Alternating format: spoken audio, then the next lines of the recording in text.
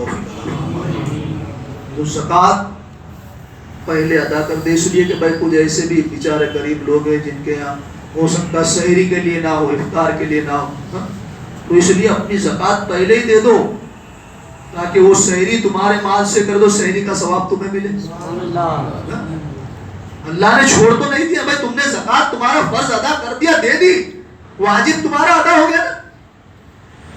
لیکن اب وہ تمہاری یہ جو زکوٰۃ تم نے حقدار کو رمضان شریف سے پہلے دے دی اس نیت سے کہ اس کے یہاں اگر سحری کا نہ ہو, افطار کا نہ ہو, تو وہ اس سے وہ کر لے, تو تمہاری دی ہوئی رقم سے وہ افطار کرے گا, سحری کرے گا, تو اللہ اس کا ثواب بھی اپنے کرم سے تمہیں عطا کرے گا. اس پر ہماری آپ کی نیت کیوں نہیں ہوتی, توجہ کیوں نہیں جاتی؟ بھائی اس کے پاس غریب ہے, کپڑے بنانے کے لیے تو اسے پہلے دے دو کہ کپڑے بھی نہیں بنا لے اپنے بچوں کے لیے, اپنے لیے. کسی مسلمان کو کپڑے دے دینا, چمپل دلا دینا, جس نے کسی مسلمان کو چمپل دلا دی, چمپل کتنی بڑی بات ہے یہ؟ کوئی بڑی بات ہے؟ بہت مہنگی سے مہنگی اگر ہوئی تو چلو بھائی 200 روپے, ہم بہت زیادہ, وہ بہت بڑی بات نہیں, زیادہ سے زیادہ غریب آدمی کے لیے 200 روپے بھی کتنے ہو, تو 200 روپے والی چمپل بھی اگر کسی کو دلا دی تو اس کا ثمرہ کیا ملے گا؟ جب پل صراط پر سے گزرنے کا حکم ہوگا تو اللہ اپنے کرم سے سواری عطا کر دے گا. 200 روپے خالی آپ نے خرچہ کیا مسلمان کے پیچھے, صرف 200 روپے, کیا ملی؟ جنت میں جانے کی سبب. بھی پل صراط پر سے کسی مسلمان کو کپڑا پہنا دیا, یوں نہیں دیا, سلوا دیا کہ بھائی اب ایسا ہے کہ یوں بھی دیتے تو کچھ ایسے بیچارے جن کے پاس سلانے کے پیسے نہیں ہوتے, چل بھائی ماپ دے دے ٹیلر کے پاس, دے دیا اسے, اس نے پہنا, ثمرہ کیا ملے گا؟ اللہ جنت کا حلہ پہنائے گا, جنت کا لباس دے گا. تو ہم سمجھے کہ چھوٹی چھوٹی باتوں پر اللہ کے حبیب صلی اللہ علیہ وسلم نے کتنی بڑی بڑی بشارتیں ہمیں آپ کو عطا کی. اسے سمجھے ہم اور آپ. ابھی ہم نے نہیں دیا ہے تو دے دے حقداروں کو, پہلے اپنے بھائیوں کو, رشتہ داروں کو,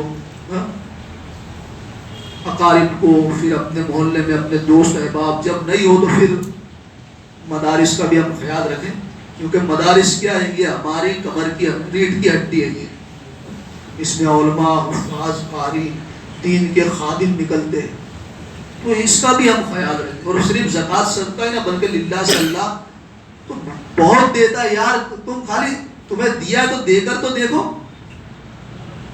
اس نے تو 1 پر 10 کا وعدہ کیا ہے, کم سے کم 10, اور پھر زیادہ کتنا دے گا. تو ہم خیال رکھیں, یہ مہینہ رہنمائی کا, خیال کا, ایک دوسرے کے درد کا, صبر کا, بہت اس کی فضائل ہے حدیث پاک میں. تو بہرحال ہم زکوٰۃ اگر نہیں دیے تو پہلے اپنے بھائیوں میں, رشتہ داروں میں, پھر اپنے دوست احباب وغیرہ وغیرہ جو بھی ہیں, اور پھر جو حضرات, تو ہم بھی انہیں کس کے نہ کس کے لیے لیتے کہ آپ کی زکوٰۃ حقدار تک پہنچ جائے. اگر آپ کے حقدار کو دے دیا اور پھر کچھ بچ گیا تو پھر ہم سے بھی رابطہ کرے کہ آپ کی زکوٰۃ, بہت سے حقداروں کے پاس جو بیچارے مانگ نہیں سکتے, شرم محسوس کرتے, تو ایسوں کے پاس آپ کی زکوٰۃ, آپ کے صدقات پہنچے. اللہ کریم ہم سب کو صحیح جگہ پر زکوٰۃ دینے والا بنائے. روزہ کیا ہے؟ روزہ یہ انسان کو اللہ سے قریب کر دیتا ہے. اللہ نے قرآن میں کہا نا, جس کا مفہوم یہ کیا, روزہ ہم نے تم پر اس لیے فرض کیا کہ تم متقی بن جاؤ. یعنی ہمارا منشا قدرت یہ کہ ہم تمہیں متقی بنانا چاہتے ہیں. وہ ڈائریکٹ بنا سکتا ہے, لیکن جو چیز ڈائریکٹ مل جاتی, پھپڑ میں مل جاتی, پھر اس کی قدر نہیں ہوتی نا. کوہ نور کتنا قیمتی ہیرا ہے, وہ جائے اگر وہاں سے ہندوستان آ جائے اور روڈ پر پڑا رہے تو ہم اٹھائیں گے, ہم کو پتہ ہی نہیں کہ کوہ نور ہے. چلو معلوم بھی پڑ گیا کوہ نور, لیکن پھپڑ میں ملا, کھیسے میں ڈالے, اب ایسا ہوا کھیسا پھٹا ہوا تھا، ڈال دیا، آگے نکل گئے، وہ نور ملا، پھر ہاتھ ڈالے تو کیونکہ ہمارا فری میں تھا نا، اس کی قدر ہمیں نہیں ہے، وہ اس کی قیمت ہی نہیں ہے، لیکن ہم کو پھکڑ میں ملا تو ہمیں اس کی قیمت نہیں ہے.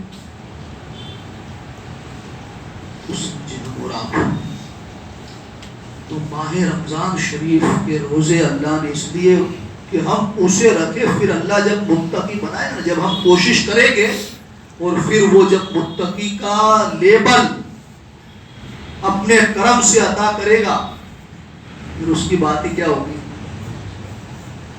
پھر جو اسے دیکھے تو پھر خدا یاد آ جائے. اللہ کے ولیوں کی شان یہی نا کہ انہیں دیکھو تو خدا یاد آ جائے.